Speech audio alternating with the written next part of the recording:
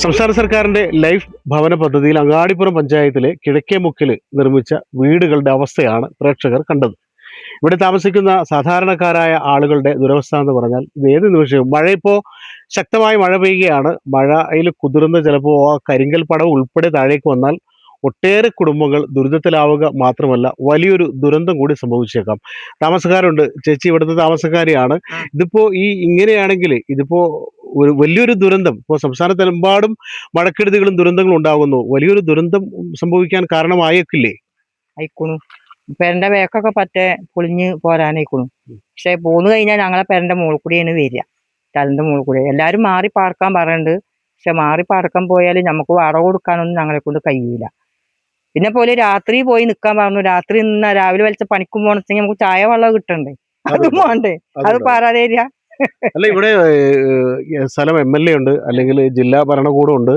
ഇവരുടെയൊക്കെ ഇവർക്കൊക്കെ നിങ്ങളൊരു ഈ കാര്യത്തിൽ പരാതി നൽകിയിട്ടില്ലേ? അവര് പറയണ ഇപ്പൊ ഞങ്ങള് കണ്ട സ്ഥലമാണ് ഇത് എന്നാണ്. ഓര് വാങ്ങിയിട്ട് ഞങ്ങൾക്കൊക്കെ തന്നതാണ് ഈ സ്ഥലം. ഇങ്ങനെ വീട് വെച്ച് ഞങ്ങൾക്ക് അന്നൊരു വീട് കിട്ടിയാൽ മതി, എവിടെയായാലും വേണ്ടില്ലാന്ന് ഞങ്ങൾ വിചാരിച്ചു. പക്ഷെ ഇതിപ്പോ വന്നിപ്പോ മഴ വന്നപ്പോഴാണ് ഇപ്പൊ ഞങ്ങളൊക്കെ ആകെ തൊള്ള പൊളിക്കുന്നത്. അതായത് ഇപ്പൊ ഇവിടെ വന്ന് കുറച്ച് താമസിച്ച് കഴിഞ്ഞപ്പോഴാണ് ഇത് വേണ്ടായിരുന്നു എന്ന് തോന്നിപ്പോകുന്നുണ്ടോ? തോന്നിപ്പോകുന്നുണ്ട്. അതായത് പലരും ഇവിടെ നേരത്തെ ഞങ്ങൾ പല പ്രാവശ്യം വാർത്ത ചെയ്യാൻ വേണ്ടി നമ്മൾ തന്നെ വന്നിട്ടുണ്ട്. അപ്പോൾ പലരും പറഞ്ഞത് ഇതിപ്പോ ചില കുടുംബങ്ങള് വീട്ടിൽ നിന്ന് കുട്ടികൾ പുറത്തേക്ക് താഴേക്ക് വീഴാതിരിക്കാൻ വേണ്ടി അത്രയും കരുതേണ്ട അവസ്ഥയാണ്. അവർക്ക് ജോലിക്ക് പോകാൻ പറ്റാത്ത അവസ്ഥയാണ്. അങ്ങനെയുണ്ടല്ലോ കുറെ വീട്. മേലത്തെ വീട് ഇപ്പൊ അതേമാതിരി തന്നെ. അത് കാരണം ഇപ്പൊ അവരാരും ഇപ്പൊ ഇവിടെ വരുന്നില്ല. ഈ പെരനെ വേണ്ടാന്നാണ് ഓരോരുത്തർ പറയുന്നത്. സ്ഥലങ്ങള് അപ്പൊ ഈ ലൈഫ് ഭവന പദ്ധതിയിൽ വീട് നിർമ്മിച്ചു നൽകുമ്പോൾ ആദ്യം തന്നെ ഉദ്യോഗസ്ഥർ വന്ന് നോക്കുമ്പോൾ ഇതൊക്കെ ഒന്ന് ശ്രദ്ധിക്കണ്ടേ എന്നൊരു ചോദ്യം കൂടി ഉണ്ടല്ലോ. ഉണ്ട്. ഞങ്ങൾക്ക് അന്ന് ഇങ്ങോട്ട് വരാൻ പറ്റില്ല. ഞങ്ങൾ പെര കുറച്ച് ദൂരെയാണ്. അതൊട്ട് ഇപ്പൊ ഇത് എന്താ ചെയ്യുന്നു വരാനും പറ്റില്ല. കാരണം പെരയുടെ തറ ഉയരല്ല. അത് കാരണം ഇപ്പൊ ഉള്ളിലേക്ക് ചീതവും കയറുന്നുണ്ട്. ചില പേരൊക്കെ തറക്ക് ഉയരുണ്ട്. ഇനിയിപ്പോ എന്താ ചെയ്യാ? ഇനിയിപ്പോ എന്താ ചെയ്യാ? അല്ലെങ്കിൽ ഞങ്ങൾക്ക് നല്ല വീട് തരട്ടെ എവിടെയെങ്കിലും. അല്ലെങ്കിൽ ഇതില്ല ബാക്ക് കെട്ടിത്തരാല്ല വഴി എന്തെങ്കിലും കിട്ടിയാല് നേരെ ഇതായിരുന്നു. അത്രയാണ്.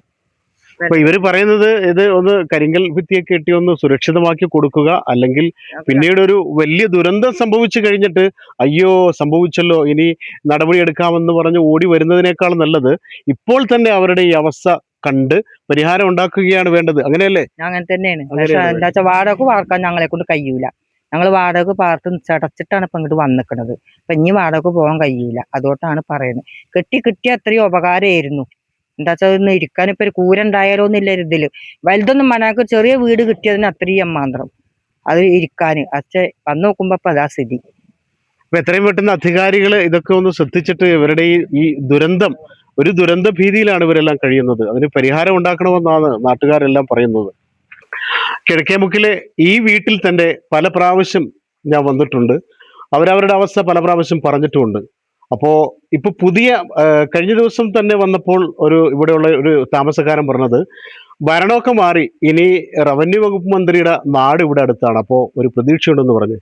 ഈ ദുരിതം ഇവിടെ ഇനി താമസിക്കുക എന്ന് പറഞ്ഞാൽ പ്രായോഗികമല്ല. നിങ്ങൾക്ക് എന്തെങ്കിലും മറ്റെവിടെയെങ്കിലും ഒരു 2 സെന്റ് ഭൂമി വാങ്ങി തന്നാൽ അതായിരിക്കും കുറച്ചുകൂടി നല്ലത്. കുട്ടികളൊക്കെ പുറത്തേക്ക് ഇറങ്ങാൻ പോലും ഭയപ്പെടുകയാണ്. ഉമ്മ എന്ത് പറയുന്നു? നമ്മള് പിന്നെ പുറത്തേക്ക് ഇറങ്ങാൻ ഭയപ്പെട്ട് ചെറിയ കുട്ടിയെ 3 വയസ്സാകുമ്പോ വന്നതാ ഞങ്ങൾ ഇവിടെ. ഈ കുട്ടിക്ക് 3 വയസ്സാകുമ്പോ പുറത്തേക്ക് ഇറങ്ങാതെ അകത്തിട്ട് പൂട്ടിയിട്ട് പിന്നെ വളർത്തിയതാക്കി. ഇത്ര പോയി സ്കൂൾക്ക് വരാവുന്നവരെ അകത്തിട്ട് പൂട്ടിക്കാണ്ടാ നോക്കിക്കണേ. അല്ലാതെ പുറത്തേക്ക് ഇറക്കിയ തട്ടിത്തറിഞ്ഞ കീഴ്പ്പെട്ട് പോയി ആ കീഴ്പ്പെട്ട അമ്മ അവരെ വീട്ടിലെത്തും. അത്രയും കഷ്ടപ്പാട്ടിലാണ് ഞങ്ങൾക്ക് നിൽക്കുന്നത്. ഞങ്ങൾക്ക് കെട്ടിത്തരുന്ന വഴിയാണ് പറഞ്ഞിട്ട് കാണിച്ചു തന്നതാണ് ഇപ്പൊ ഇത് ആൾക്കാരെ പൊതു സ്ഥലത്ത് കൂടെ ഞങ്ങൾ വരുന്നത്. അല്ലാതെ അല്ല, ഞങ്ങൾക്ക് ഞാൻ ചോദിക്കട്ടെ, ഇപ്പൊ ഈ വീടുകളിൽ പല ആളുകളും ഇത് ഉപേക്ഷിച്ചിട്ട് പോയി എന്ന് പല പറഞ്ഞു. ആളുകളും ഉപേക്ഷിച്ചു പോയി. ഇവരൊക്കെ ഉപേക്ഷിച്ചു പോയി. ഞങ്ങളെ കൊണ്ട് വാടക കൊടുക്കാൻ കഴിവില്ല. അതുകൊണ്ട് ഞങ്ങൾ ഇവിടെ തന്നെ പിടിച്ചു തുടങ്ങി നിൽക്കും. ഞങ്ങളിപ്പോ വന്ന് പഞ്ചായത്തിൽ നിന്ന് ആൾക്കാർ വന്നിട്ട് ഞങ്ങളോട് മാറി താമസിക്കാൻ, വല്ല കുടുംബത്തിന്റെ വീട്ടിലും പോയി നിൽക്കാൻ പറഞ്ഞു. അതിന് ഞങ്ങൾ പോകില്ല. ഞങ്ങൾക്ക് തൽക്കാലത്ത് നിങ്ങളൊരു സംരക്ഷണം വേണ്ടാന്ന് പറഞ്ഞ് നിൽക്കുകയാണ് ഞങ്ങൾ. ഈ തൽക്കാലത്തേക്ക് ഇപ്പൊ ഈ വന്ന് മാറി താമസിക്കണമെന്ന് പറയുന്ന ബന്ധപ്പെട്ട അധികാരികള് ഇവർക്ക് സ്ഥിരമായിട്ട് ഒരു സുരക്ഷിതമായി താമസിക്കാൻ ഒരു ഇടം ഒരുക്കി കൊടുക്കണമെന്നാണ് അവരഭ്യർത്ഥിക്കുന്നത്, അവരപേക്ഷിക്കുന്നത്. ഇവിടെ കാരണം ഇവിടെ കെട്ടാനും ഇതിനും ഉപയോഗിക്കുന്ന പൈസ മതി. ഞങ്ങൾക്ക് ചെറിയൊരു വീട്, ഇതേപോലത്തെ ചെറിയ വീട് മതി. ഇതേപോലത്തെ ഒരു വീട് വെച്ച് വേറെ സ്ഥലത്ത് തരാൻ, കുറച്ച് ഒരു നിറഞ്ഞ സ്ഥലത്ത് തരാൻ. ഇങ്ങനെ പോലത്തെ കാടല്ല. ഈ വയസ്സായ ആൾക്കാർക്കാണ് ഇവിടെ സ്ഥലം കൊടുത്തിരിക്കുന്നത്. ഒന്ന് വടി കുത്തിപ്പിടിച്ചുകൊണ്ട് പോലും നടക്കാൻ പറ്റാത്തൊരു സ്ഥലത്താണ് ഞങ്ങൾക്ക് സ്ഥലം തന്നിക്കുന്നത്. അത് പിന്നെ ഞങ്ങൾക്ക് സ്ഥലം കാണിച്ചു തരുമ്പോ ഇങ്ങനെ നല്ല ഏതൊരു മണ്ണ് മാന്തിക്കാണ്ട് ഇങ്ങനെ ആക്കിയതാണ്.